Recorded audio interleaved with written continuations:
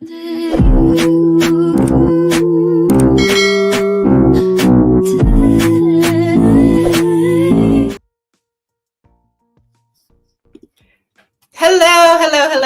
Thank you for joining us this evening. We are the trio of destiny. As you can see, we're not a trio this evening. We are a duo.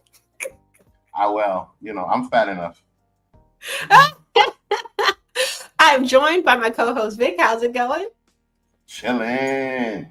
All right, vibrating Vic. All right. That's right. Vibrating all day, you heard? All right. Perfect for this episode because they was doing a lot of vibrating and gyrating in one of these scenes, and I was like, "What is going on here?" Word up! It felt like DC Pornhub. Like yes, crazy. But we'll get into it. I am C the Superior, and we are here to talk about Peacemaker. We give you the after show, so of course this is going to be full spoilers. In fact, let me give a little banner under here so people know when they get up in this joint. We are talking spoilers, okay? All right, boom. So you know. All right, so we pick it up after a few years. When I feel as if Peacemaker came out for the first time. It was like 2022, I think. Yeah, it was it 2020 or 2022 or something like that? We gotta Google that. It was. I feel like it was around 2021, 2022. Yeah, 2022. That's what it says when you look it up. Okay, yeah, I thought so. I feel like it was kind of like post, COVID, but not too far. Facts. And I remember it being like kind of raunchy, a lot of comedy, very James Gunn-esque, right? And so far for this first episode, we are in that same vein, very raunchy, even more so, I feel like. And it's still that comedy aspect to it. That is true. It's very adults only type. Yeah. You know what I mean? Like parental advisory. Exactly. But what's interesting now, since that time, since back in 2022, the DC, formerly the DC EU, now the DCU, has gone through a lot of changes, right? Namely, they kind of like revamped or retconned a lot of what happened in the first season into this season. And when we get into this first episode, we get a previously on Peacemaker, and they had a scene here that was retconned from the Justice League at the top to the Justice Gang from the Superman movie, the newest Superman movie. And honestly, it was really seamless. It looked pretty good. If I hadn't known, I probably wouldn't have known. They really edited that in there really well. But what do you think about this retcon? And do you think that the Justice League could defeat the Justice Gang or vice versa? Who do you feel like is winning in the fight here? I mean, listen, if Superman is on the team, you lost already. Superman's on both teams. Oh, facts. Damn. So who you got? Damn. Justice League or Justice Gang? I mean, I'm old, so I guess I'll go with the Justice League out of nostalgia. But if the Gang were to win, I wouldn't be mad at it. You know Okay. Now, the only thing I will say is, there's a couple factors here, right? One, the Justice Gang has a Mr. Terrific, as we see in the bottom, and they have a Supergirl, right? I feel as if Wonder Woman could take Supergirl, possibly. I feel like that would be a good fight, given that she took Superman pretty much in one of the Justice League movies, right? The only issue I see here is Mr. Terrific. Mr. Terrific really doesn't have like a counterpart because I feel as if he's more powerful than Aquaman, especially outside of water. But they have the Flash too. I forgot about the Flash. And if he can access, what is it that thing he can access? Is it the? Anyone watch? Let me know. There's some sort of like warp speed kind of thing that he can access that might turn into the Justice League favor. Time travel and shit and do all that. Exactly. Yeah. So there's that, but also one more thing that the Justice League has over the Justice Gang is they have a Batman. He's not in this shot, but Batman is, notoriously with the Justice League, at least majority of the time. So, this is hard. I'm going to have to say the Justice League, maybe by a hair, given that they have the Flash and Batman.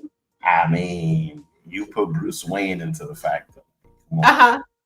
Yeah, he's a human, and I hate to give it to the Batman fanboys. Like, I hate the fact that he's considered a superhero when he's really just a hero because he has no powers.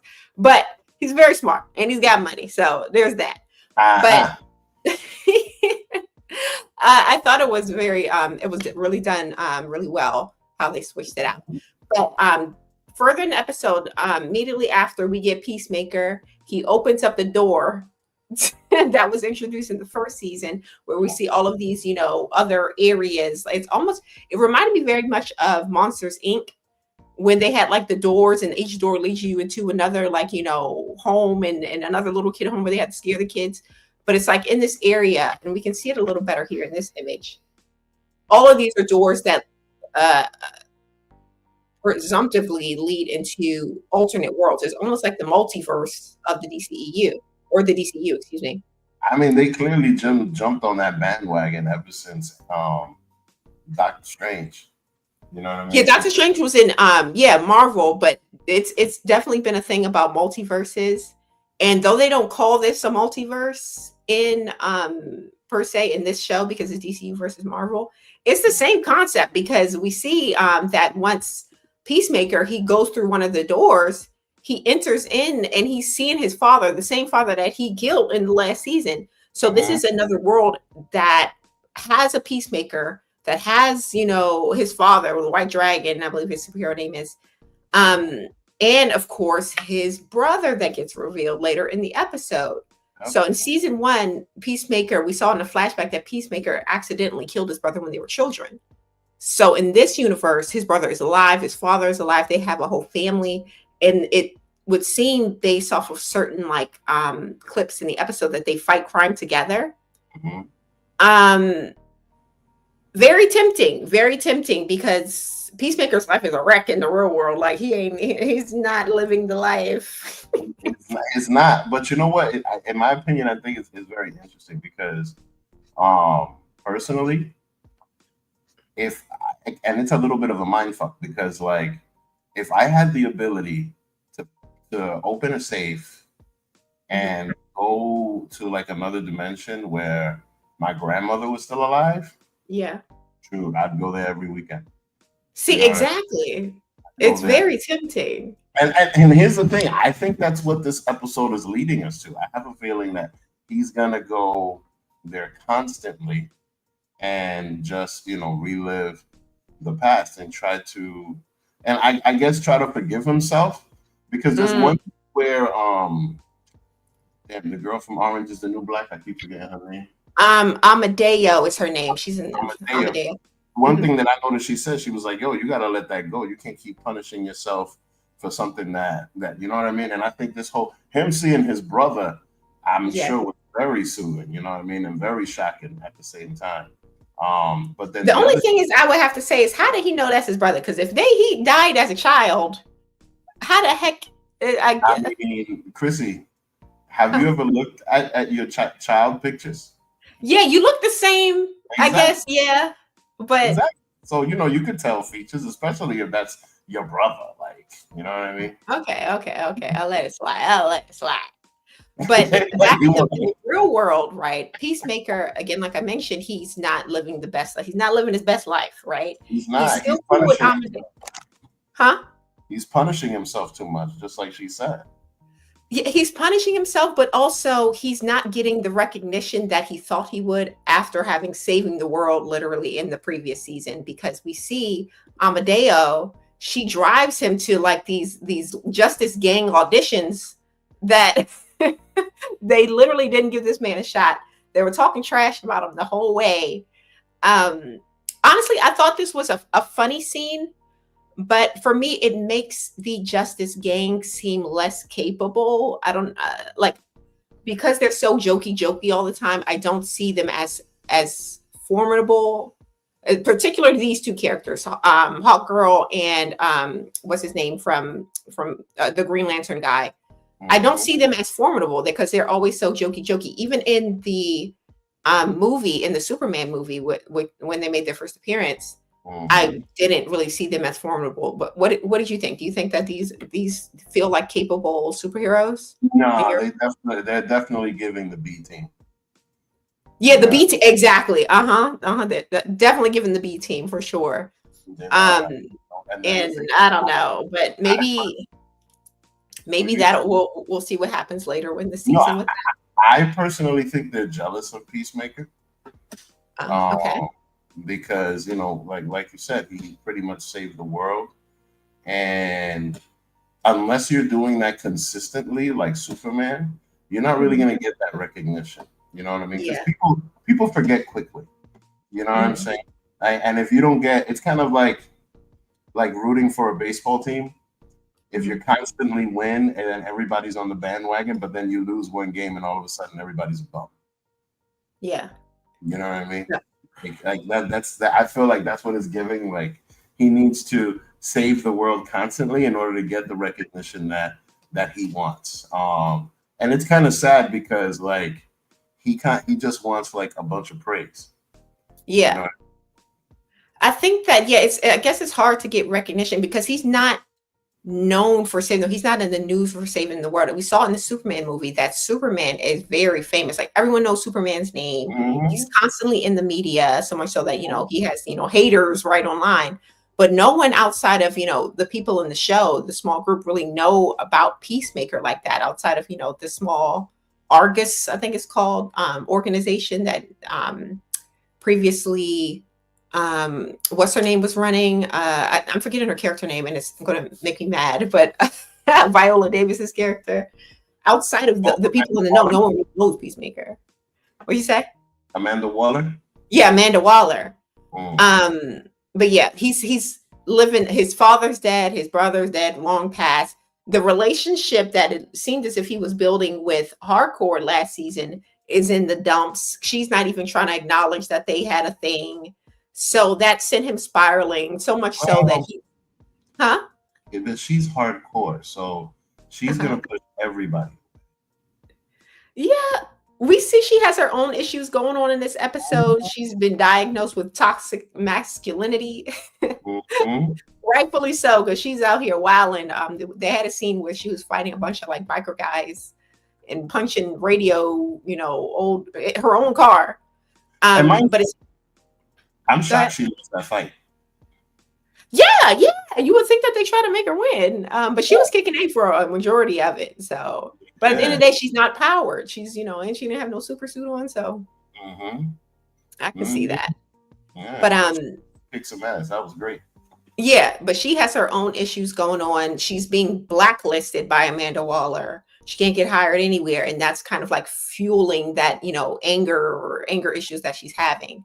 But again, because Peacemaker kind of feels rejected by her, and amongst all these other issues he's dealing with, he kind of descends into, drugs and sex. And we have a scene where there's a whole orgy going on, very much like The Boys. I don't know, was it The Boys season 1 or so when they had that big orgy scene? I'm like, these two series kind of parallel each other in a way. I feel that Peacemaker is a little more jokey. And honestly, if I had to pick a better one, I feel like The Boys is stronger than Peacemaker, but they still have that same vibe where, they're superheroes, but they're not all the way, good guys. They're dealing with issues, and there could be a little bad sometimes, right?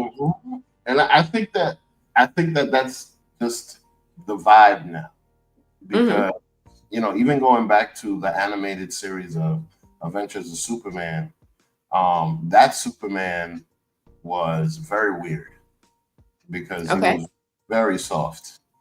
Okay. But my point is that is just that like all of these heroes now are definitely showing a lot more vulnerability than they did in the last century, where everything was just like, I'm big and powerful and nothing can stop. You know what I mean? And now they're definitely showing more vulnerability, especially in the Superman movie. Yeah.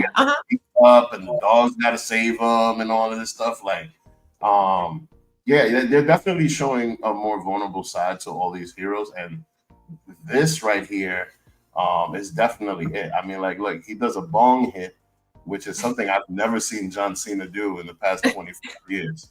You know what I mean? Shout out to John Cena, the unseen 17.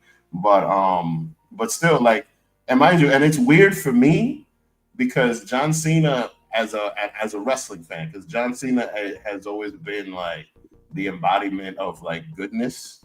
Okay. You know what I mean? Just seeing him do a bong hit and then seeing him do a couple of lines with the bag for a rainy day, and then all of a sudden there's a whole bunch of naked people in his apartment. Mind you, I thought it was a mirage until the fat boy. What were you gonna say? No, I was saying I'm not a wrestling fan, as you know, but I do know that recently John Cena, or relatively recently, John Cena turned into a heel or something like that. I feel like that was kind of a big thing recently.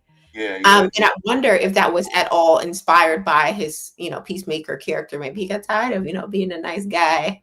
Well, no, not really. Okay. As wrestling fans, like, it's kind of something that we've always wanted to see. But the thing is that he was such a big superhero, quote unquote, that he made too much money for the company in order for them to turn him.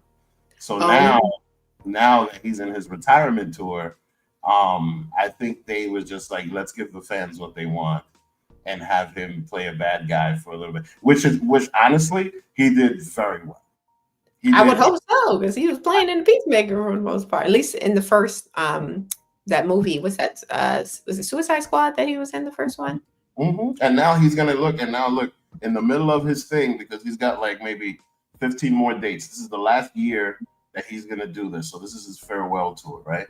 And now this show was out, and I think it's kind of solidifying him as an actor now, because this is definitely showing range. We see him have like a lot of emotions, even in the first season. He's definitely, there's some skill there. It's not what you would assume a wrestler or actor would be. No offense to the wrestling fans, but for the most part, the wrestlers that turn actors aren't that good outside of like a select. It's like the wrestlers usually play one character for 20 years. Yeah, looking at you, The Rock. Yeah. Like The Rock is The Rock forever. Like Hulk Hogan was Hulk Hogan forever, and all of his acting was trash. But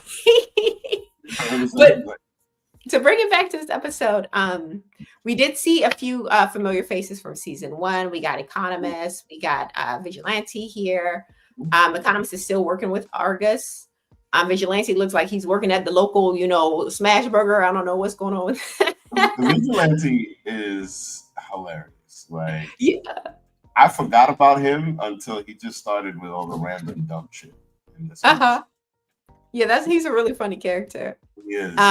But it was because we see Economist, he's here kind of keeping an eye on Peacemaker, because our Rick Flag Sr. and this newer character, I want to say her name is like Sophia or Sasha. That's her name, Sasha. They are keeping an eye on Peacemaker because, of course, Rick Flag Sr. knows that Peacemaker is responsible for his son's death, number one.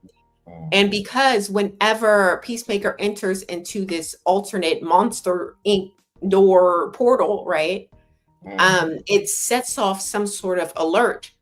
And they mentioned in the scene here that it's similar to the alert, or just like the alert that was the same sort of energies that Lex Luthor used to open up his portal that he did, like that black hole portal that was coming into Metropolis, which is really dangerous. So it makes sense that they're kind of keeping an eye on those things. But there's the added layer of course, this is Rick Flag Sr. and his son was a Peacemaker. But yeah, I'm excited to get more of Rick Flag Sr. because if you watched Creature Commandos, that was a big character, and he was one of the lead characters. We got a little bit more information about him, and though I don't think this is exactly the same character from the cartoon, from the animated series, I'm still excited to see him in like live action. But this is something that I wanted to ask you, right? Because later on in the series, and I'm sorry, in the episode, after Peacemaker, he sees his brother again, and after they had this like discussion in this huge home that they have, because again, remember in Peacemaker's world, his family's poor, dirt poor. In this world, they got money, they got family, they got togetherness, they're fighting crime together. And we see some of the news clippings that they have hung up around the house. And if you look to the one on the right, it says top trio saves Gotham from ultra, I think that is humanites. So they're in Gotham with Batman. And if anyone knows anything about Batman, Batman doesn't like other superheroes in Gotham. This is Batman's area. He doesn't like other people there. Do you think that, huh? Unless it's Catwoman. Yeah, but she's that's his lady.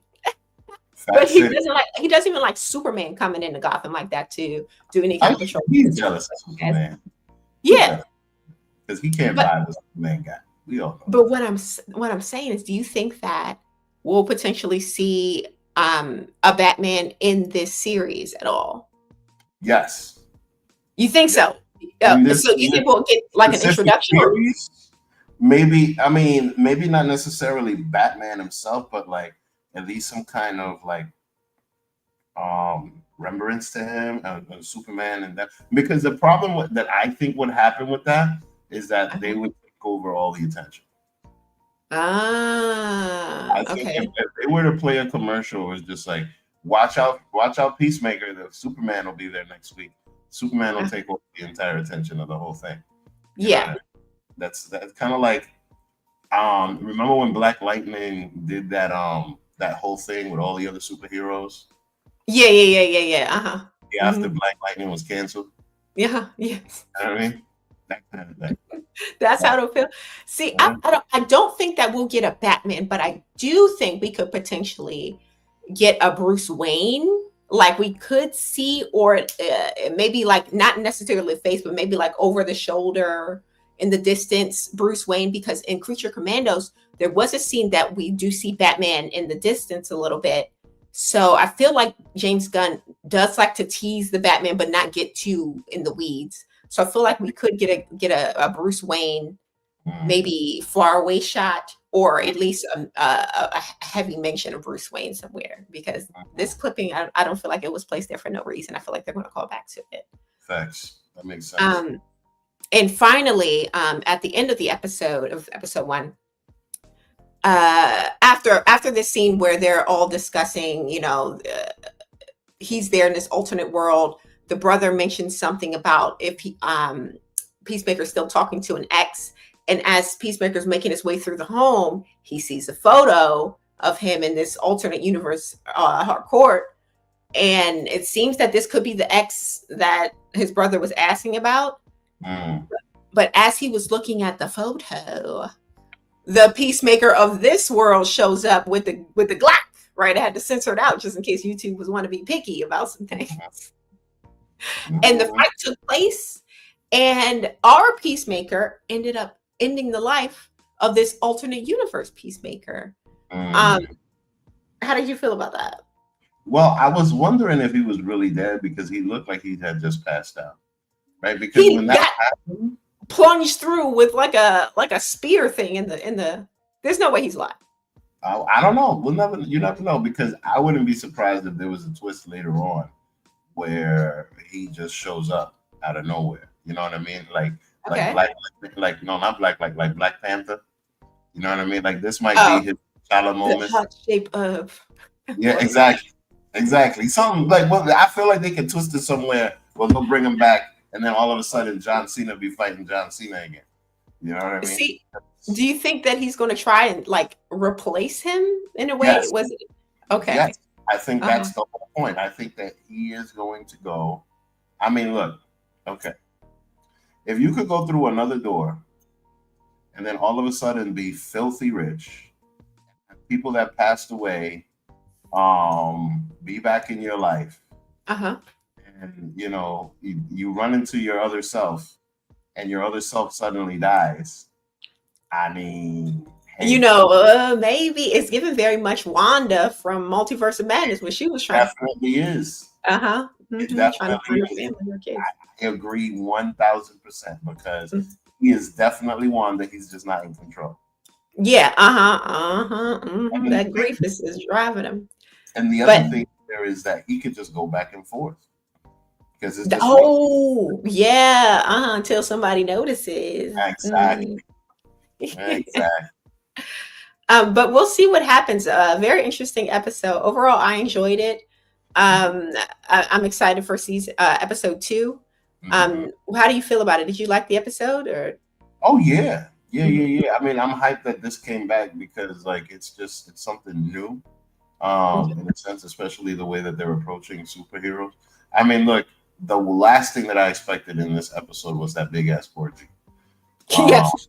and just for them to get this raunchy, because like, you know, when you're watching a superhero movie, at Uh-huh. least or maybe some people my age, like you kind of think back and compare it to cartoons. Uh-huh. You know what I'm Okay. saying? Like you're never gonna see Bugs Bunny in an orgy, but still like you know, I mean, like Superman or Peacemaker or somebody like that, like getting involved, like it's just wild to me. Yeah, Like they do here's what you want. if it were Bruce Wayne, then I'd understand because he'd be like Hugh Hef, you know what I mean? He'd Uh-huh. be with a harem, but Peacemaker of all, like damn, where did all those people come from? That's the other, you know, Exactly, because it didn't seem like he had that many friends. I don't know for where real. they came from. And then everybody was just standing around doing like the white girl dance, like that guy on TikTok. You know what I mean? Like, it was wild, man. Yeah, Like, it was a wild, wild scene. But yeah, we'll look forward to some completely. more crazy wild scenes in episode 2, season 2. And Mhm. please join us. We will be doing more after shows on Friday because the show comes out on Thursday. So we'll be talking about it the very next day on Friday. So if you like the video, please like the video and join us next Friday for more Peacemaker. And see you later. Goodbye.